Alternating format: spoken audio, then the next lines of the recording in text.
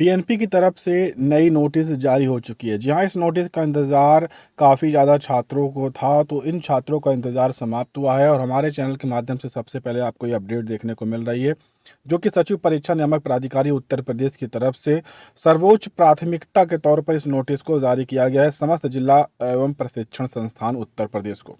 ये जो नोटिस है वो 13 अक्टूबर 2022 को जारी हुआ, लेकिन सार्वजनिक लगभग अभी अभी देखने को मिला है।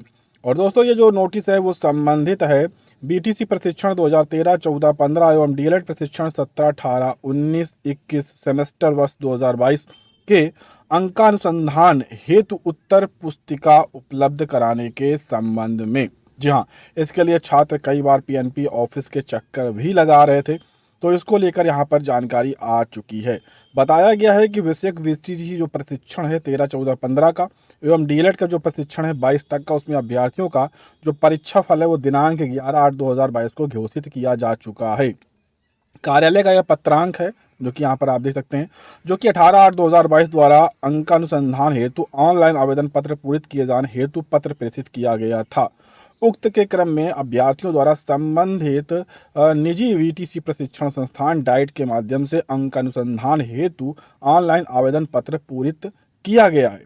लेकिन यहाँ पर बताया गया कि जो प्रचार जिला प्रशिक्षण संस्थानों से प्राप्त ऑनलाइन आवेदन पत्रों में अंकित अनुक्रमांक है वह जिस विषय में अंक अनुसंधान किया जाना है, ठीक है, कि संबंधित वेबसाइट पर यहाँ पर अनुक्रमांक वार या विषय वार सूची अपलोड की गई है।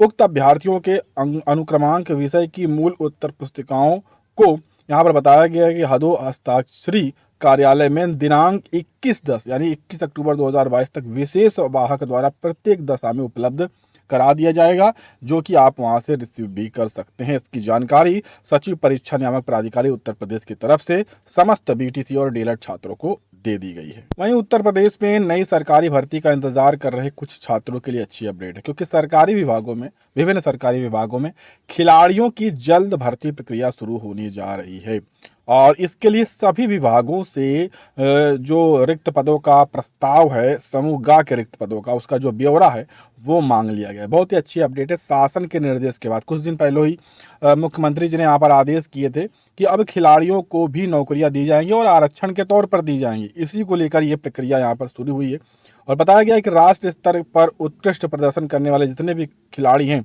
उनको समूह ग के विभिन्न पदों पर सरकारी विभागों में नौकरी दी जाएगी, जिसके लिए शासनादेश जारी कर दिया गया है।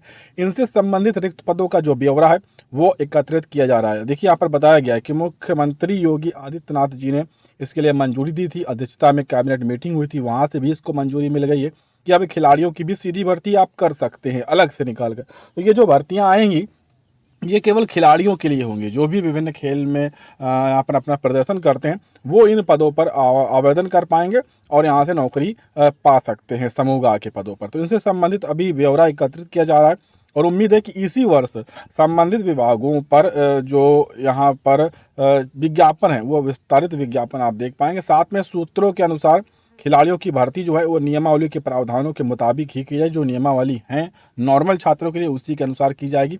दरअसल सरकार की मंशा है कि खिलाड़ियों की नियुक्ति करने से युवाओं में खिलाड़ी बनने की प्रति जो उत्साह है वो बढ़ेगा। इस कारण से अब जो भी छात्र खिलाड़ी बनेंगे उनको अलग से आरक्षण दिया जाएगा, उनको अलग से उनके लिए भर्ती निकाली जाएगी ताकि वो खिलाड़ी के साथ खेल में भी उत्कृष्ट स्थान प्राप्त कर सके, साथ में सरकारी नौकरी पाकर अपना जीवन यापन भी कर सकें।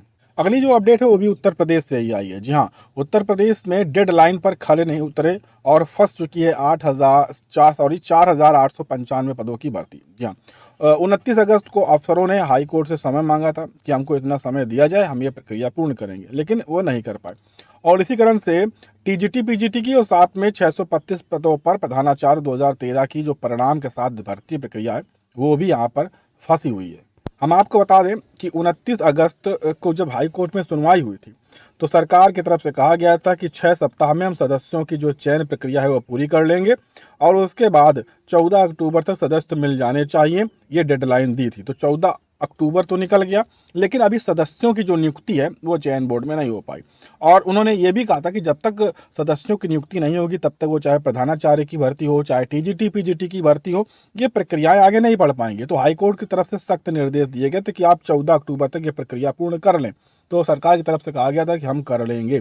लेकिन अभी तक जो जानकारी है, ये समाचार पत्र के माध्यम से भी है कि अभी तक जो नियुक्तियां हैं सदस्यों की वो नहीं हो पाई हैं। और यही कारण है कि टीजीटी पीजीटी की जो पुरानी है 2022 की 4163 पदों पर आवेदन लेने के 4 महीने बाद भी परीक्षा तिथि नहीं घोषित हो पाई है, क्योंकि सदस्य नहीं है तो प्रक्रिया आगे बढ़ नहीं पा रही, पूरी चीज़ें तैयार नहीं हो पा रही हैं।